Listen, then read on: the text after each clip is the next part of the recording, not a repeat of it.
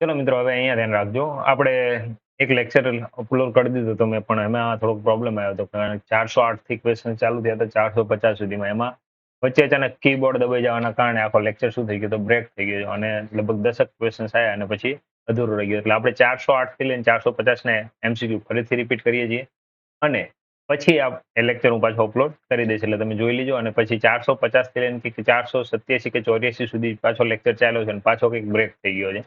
એટલે અહીંથી જે બ્રેક થઈ ગયો એ પાર્ટના હું એમસીક્યુ ફરીથી રિપીટ કરી રહ્યો છું, એટલે તમે વ્યવસ્થિત જોઈ લેજો મિત્રો. ચલો, 408મો ક્વેશ્ચન આપણો જે હતો ત્યાંથી આપણે ચર્ચા કરીએ. ખુલ્લી વિદ્યાપીઠમાં પ્રાદેશિક કેન્દ્રની કામગીરી શું નથી એવું પૂછવામાં આવ્યું હતું. બરોબર, શું હતું? ખુલ્લી વિદ્યાપીઠની અંદર પ્રાદેશિક કામગીરી શું નથી. જો શું નથી તો પહેલા તો કઈ કઈ છે એ જોઈ લઈએ. તો અભ્યાસ કેન્દ્ર આપણે નીચેથી જોતા જઈએ. અભ્યાસ કેન્દ્રના સ્ટાફ માટે તાલીમનું આયોજન કરવું, આ તો છે જ તે. બરોબર, ખુલ્લી વિદ્યાર્થી કાર્યક્રમ છે. અભ્યાસ કેન્દ્રમાં સુપરવિઝન એ છે. મુખ્ય મથક પર ધારાઓ, ધોરણો, અભ્યાસ કેન્દ્રની સુવિધાઓ પૂરી પાડવી, આ વસ્તુ આવેલી છે. તો ખુલ્લી વિદ્યાપીઠમાં નથી તો શું છે? તો કે અભ્યાસ કેન્દ્ર છે. આ વસ્તુ એની અંદર તમને જોવા નથી મળતું. બરોબર, પછી આપણે વાત કરીએ આગળ.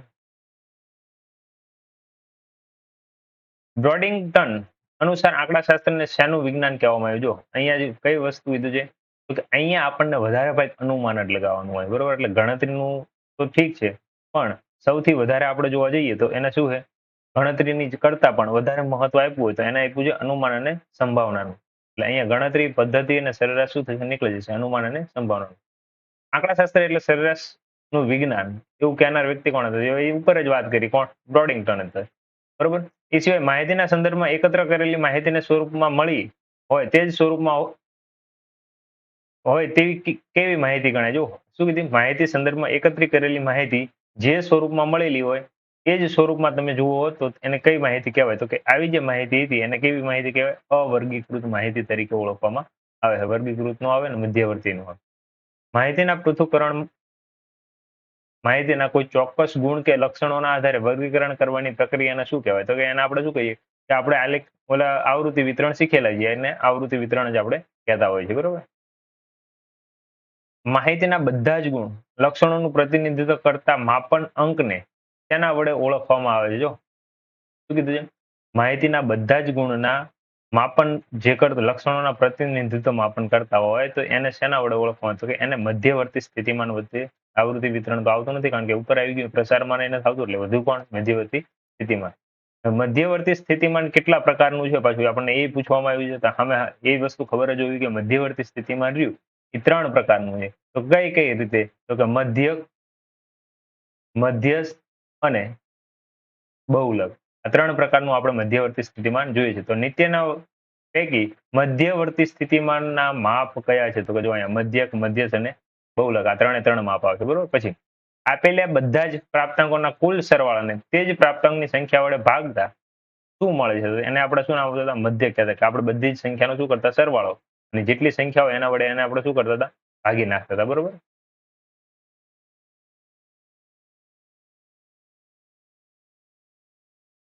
પછી આગળ વાત કરીએ 417મો. આંકડાશાસ્ત્ર સ્ટેટિક શબ્દ ક્યાંથી આવેલો છે? બરોબર, સ્ટેટિસ્ટિકનો જે સ્ટેટિક શબ્દ છે એ સ્ટેટસ ઉપરથી લેવામાં આવેલો છે. બરોબર, એટલે સ્ટેટસ્ટીય નહીં, સ્ટેટિસ્ટિક નહીં, પણ કેના ઉપરથી લેવામાં આવ્યો છે? સ્ટેટસ ઉપરથી. જે ચલ માત્ર પૂર્ણાંક સંખ્યા જ ધારણ કરી શકે તેવા ચલને કેવા ચલ તરીકે ઓળખવામાં આવે છે? જે ચલ રહ્યું એ પૂર્ણાંક સંખ્યા ધારણ કરી શકતું હોય તો તેવા ચલને કેવા ચલ તરીકે ઓળખી શકાય? તો કે અહીંયા આપણને એવું લાગે પૂર્ણાંક સંખ્યા કીધું છે એટલે પૂર્ણ હોવા જોઈએ. ના, પણ પૂર્ણ તો આવતા નથી. પૂર્ણ સંખ્યાની વાત નથી, પૂર્ણાંક સંખ્યાની વાત છે. એટલે આટલી જ વસ્તુ પહેલા જતી રહી. હવે બે વસ્તુ બધી આપણી પાસે, સતત ચલ અને અસતત ચલ. અહીંયા આપણે બે વસ્તુમાંથી શું કરવાનું કે પૂર્ણાંક સંખ્યાની વાત આવે એટલે સતત ચલો હોઈ શકે નહીં, એટલે કયો આવે? અસતત ચલ. અસતત શ્રેણીને બીજા કયા નામે ઓળખવામાં આવે છે? બરોબર, અસતત શ્રેણી જે છે એને બીજા કયા નામથી આપણે ઓળખી શકીએ એવું પૂછવામાં આવ્યું. બરોબર, તો કે એ અસતત શ્રેણી હોય એને ખંડિત શ્રેણી પણ કહી શકાય. ખંડિત એટલે કે વિભાજિત થતી હોય, અલગ અલગ નાના જગ્યાએ તમને પાર્ટ જોવા મળે. સતત આવૃત્તિ વિતરણના વર્ગોને સામાન્ય રીતે કેટલા પ્રકારમાં વહેંચવામાં આવે છે? સતત આવૃત્તિ વિતરણ જે આપણે લઈએ છીએ એ કેટલા પ્રકારની અંદર વહેંચવામાં આવે એવો સવાલ પૂછવામાં આવે. તો કે ધ્યાન રાખજો, સતત આવૃત્તિ વિતરણ જે છે એ આપણે ભણ્યા હતા કે 2 પ્રકારની અંદર જ વહેંચણી કરવામાં આવે છે. બરોબર, કયા કયા? સતત અને અસતત પ્રકાર. અને એ સિવાય આપણે એને બીજા અસતત આવૃત્તિ વિતરણને 2 પ્રકારમાં વહેંચીએ છીએ. સતત આવૃત્તિ વિતરણના વર્ગોને કયા વર્ગમાં વહેંચવામાં આવે છે? સતત આવૃત્તિ વર્ગ રહ્યો એને એક નિવારક પદ્ધતિ અને એક અનિવારક પદ્ધતિ, આ બે પદ્ધતિમાં શું કરીએ છીએ વહેંચતા એટલે એ અને સી. જે આવૃત્તિ વિતરણમાંથી વર્ગની ઉર્ધ્વ સીમાને નિવારવામાં આવે તે આવૃત્તિ વિતરણ કઈ પદ્ધતિનું ગણાય? જો જે આવૃત્તિ વિતરણમાંથી વર્ગની ઉર્ધ્વ સીમાને નિવારવામાં આવે એ આવૃત્તિ વિતરણ કઈ પદ્ધતિનું ગણાય છે એવું તમને પૂછવામાં આવેલું છે. તો કે યાદ રાખજો કે વર્ગની ઉર્ધ્વ સીમા નિવારવાની જે પદ્ધતિ આવે આ આવૃત્તિ વિતરણી હંમેશા કેવું છે? નિવારક પદ્ધતિ વાળું, બરોબર. પછી સતત આવૃત્તિ વિતરણમાં વર્ગની ઉર્ધ્વ સીમા વર્ગમાં સમાવી લેવામાં આવે. જો અહીંયા નિવારવામાં આવતી હતી, અહીંયા શું છે? વર્ગમાં સમાવી લેવામાં આવે. તો આવી જ્યારે વર્ગમાં સમાવી લેવાની વાત આવે ત્યારે એ યાદ રાખવાનું કે કેવી છે? અનિવારક પદ્ધતિ છે. એટલે વર્ગ આવે ત્યારે અનિવારક ને નિવારક આવે ખાલી તો કોણ આવશે? નિવારક. વર્ગ અધસીમા અને ઉર્ધ્વસીમાના સરવાળાને બે વડે ભાગતા મળતા બિંદુને શું કહેવામાં આવે? તો કે અધસીમા બિંદુ કહી શકાય. અહીંયા ઉર્ધ્વ બિંદુ નો આવે, મધ્ય કિંમત, આમ તો સોરી મધ્ય કિંમત પણ એને કહી શકો, બરોબર. એટલે 424 ની અંદર આપણે જોવા જઈએ તો આપણો જવાબ શું આવે? મધ્ય કિંમત આવે. અધસીમા બિંદુ નો અધસીમા બિંદુ એટલે કેવું આવે? છેલ્લું બિંદુ આવે. સોરી પ્રથમ આવે ને, પ્રથમ અધસીમા અને ઉર્ધ્વસીમા એટલે છેલ્લું બિંદુ, બરોબર. તો એની વચ્ચે બે નો સરવાળો ભાગ્યા 2 કરો એટલે શું મળે? તમને મધ્ય કિંમત મળશે. જવાબ શું આવશે? બી. ઉર્ધ્વ સીમા બિંદુ શોધવા માટે જે તે વર્ગની ઉર્ધ્વ સીમામાં કઈ વિગત ઉમેરી તેને 2 વડે ભાગવાથી આવે છે. જો ઉર્ધ્વ સીમા શોધવા માટે જે તે વર્ગની ઉર્ધ્વ સીમામાં કઈ વિગત ઉમેરી, ઉર્ધ્વ સીમા હોય એની હારે કઈ આવે? ઉર્ધ્વ હોય તો ઉર્ધ્વ સાથે કોણ મળે? અધસીમા મળે. અને જો અધસીમા આપેલી હોય તો એની સાથે કોણ મળે? ઉર્ધ્વ સીમા. તો કઈ આવે? તો કે અહીં જો તેના આગળના વર્ગની અધસીમા, તેના પછીના વર્ગની અધસીમા, તેના આગળના વર્ગની ઉર્ધ્વ સીમા, ત્યાંમાંથી એક પણ નહીં એવો સવાલ પૂછવામાં આવેલો. તો ધ્યાન રાખજો કે એની આગળના વર્ગની જમે શું આવે? અધસીમા આવે, બરોબર. પણ એના પછીના વર્ગની આ તો આવે નહીં. 20 અને 24 ના વર્ગની કિંમત મધ્ય કિંમત કેટલી? તો 20 + 24 કરી નાખો, બરોબર. એટલે એની મધ્ય કિંમત કેટલી મળે? આપણને 22 મળે. ભાગ્યા 2 કરવાના ને.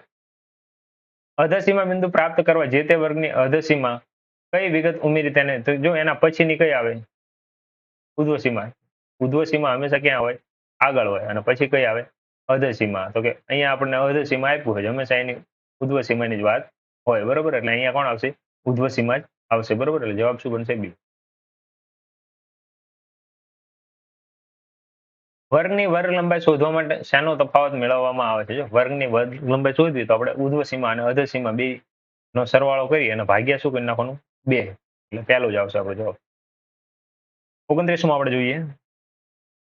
કોઈ પણ વર્ગ અંતરાલ સુધીમાં આવૃત્તિ વાળા સરવાળાને તે વર્ગની શું કહેવામાં આવે? કોઈ પણ વર્ગ અંતરાલની અંદર આવૃત્તિ વાળા સરવાળાને શું કહેવામાં આવે? તો કે અહીંયા જે આવૃત્તિ આવે એને CF વડે આપણે દર્શાવીએ અને એને આપણે શું કહીએ છીએ? સંચય આવૃત્તિ કહીએ છીએ. એટલે જવાબ શું આવશે? સંચય આવૃત્તિ. સંચય આવૃત્તિને શાના વડે દર્શાવવામાં? જો અહીંયા CF વડે, બરોબર. એટલે 430મો ક્વેશ્ચન છે આપણો એવો છે. 10 અને 14 વચ્ચેની વર્ગ લંબાઈ કેટલી આવે? 10 અને 14 વચ્ચેની વર્ગ લંબાઈ પૂછવામાં આવી છે. તો કે 10 થી લઈ અને 14 વચ્ચે એટલે 10, 11, 12, 13, 14. તો કે અંદર ટોટલ કેટલા અંક બને છે? 5. તો કે વર્ગ લંબાઈ કેટલી થઈ? 5. મધ્યવર્તી સ્થિતિમાનના માપ દ્વારા પ્રાપ્તાંકોને કેવું વિશ્લેષણ કરવામાં આવે છે? મધ્યવર્તી સ્થિતિમાનમાં પ્રાપ્તાંકોનું કેવું વિશ્લેષણ? તો કે હંમેશા એનું અંતિમ હોય ના, દ્વિતીય હોય ના, તો કેવું આવે? પ્રાથમિક વિશ્લેષણ કરતું જોવા મળે.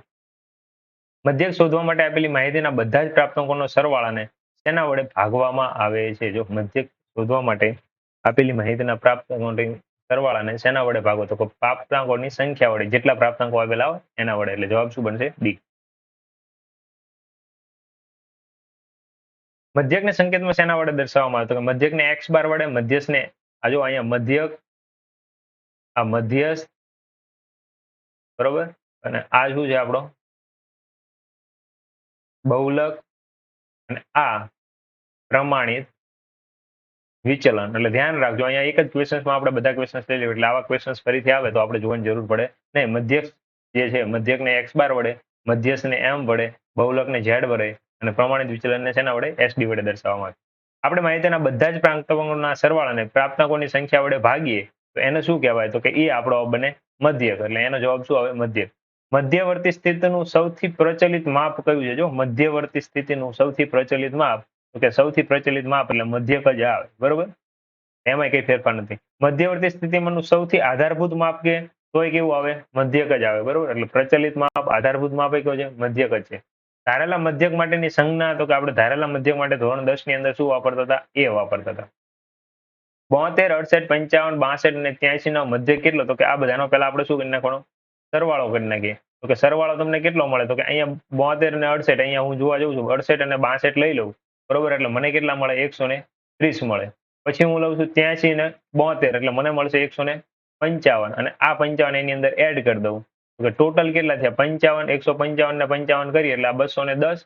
210 ની અંદર પાછા 130 ઉમેરીએ એટલે 340 જેવો ટોટલ મળે. હવે 340 ભાગ્યા કેટલા કરવાના? તો કે 2, 2, 4 ને 5 સંખ્યા છે, 5 વડે ભાગી નાખો.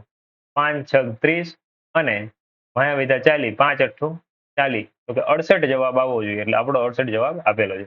મધ્યવર્તી સ્થિતિનું સૌથી આધારભૂત માપ કયું છે? જો મધ્યવર્તી સ્થિતિનું સૌથી આધારભૂત માપ આપણે વાત કરવા જઈએ તો સૌથી આધારભૂત માપ એનું આપણને જોવા મળે છે કે બહુલક રહ્યું એ કેવું છે?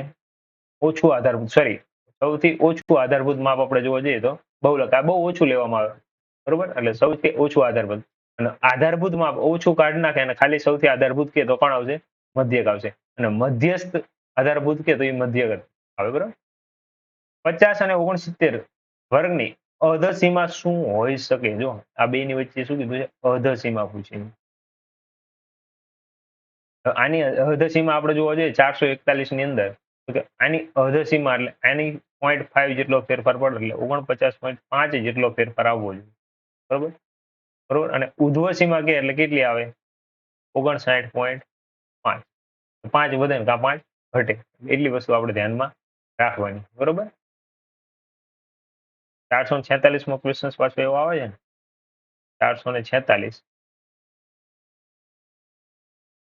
બરોબર? એટલે અધસીમા અને ઉધ્વસીમા 0.5 નો આપણે શું કરીએ છીએ? ફરક રાખીએ છીએ, બરોબર? એટલે આની અધસીમા જે આવશે એ કઈ આવશે? 49.5.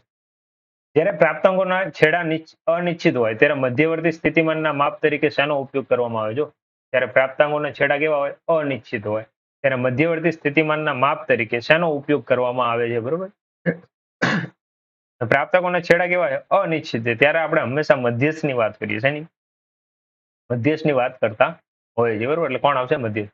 આવૃત્તિ વિતરણમાં ખુલ્લા છેડાવાળું હોય ત્યારે શું શોધી શકાય? જો ખુલ્લા છેડાવાળું હોય ત્યારે આપણે શું શોધી શકીએ? બહુલક, એટલે સોરી, મધ્યક જ શોધી શકીએ. મધ્યકની ગણતરી કરવી ક્યારે અશક્ય બને છે? ત્યારે જો પ્રાપ્તાંકોની ગેરહાજરી હોય, આવૃત્તિ ખુલ્લા છેડાવાળું હોય, પ્રાપ્તાંકો ખૂબ જ વધારે હોય, આ ત્રણેય વસ્તુ હોય ત્યારે મધ્યકની ગણતરી કરવી શું થઈ જાય? અશક્ય થાય. એટલે આનો જવાબ આવશે આપેલા તમામ. 1, 3, 5, 7, 19 અને 10 પ્રાપ્તાંકોમાં મધ્યક કેટલો છે એવું તમને પૂછવામાં આવેલું છે. તો કે આપણે જોઈ લઈએ અહીંયા 3 ને 7 10, બરાબર? 19 ને 1 20 એટલે 30, 30 ને 10 આ 40, 40 ને 5 45, 45 ભાગ્યા ટોટલ સંખ્યા કેટલી છે? 2, 4 અને 6, 6 વડે ભાગી નાખીએ આપણે. તો કે 6, 7 6 42 અને 7 5 35, એટલે કેટલો આવે? 7.5 જેટલો આવે. પણ અહીંયા 7.5 ના આપ્યો, અહીંયા ભૂલ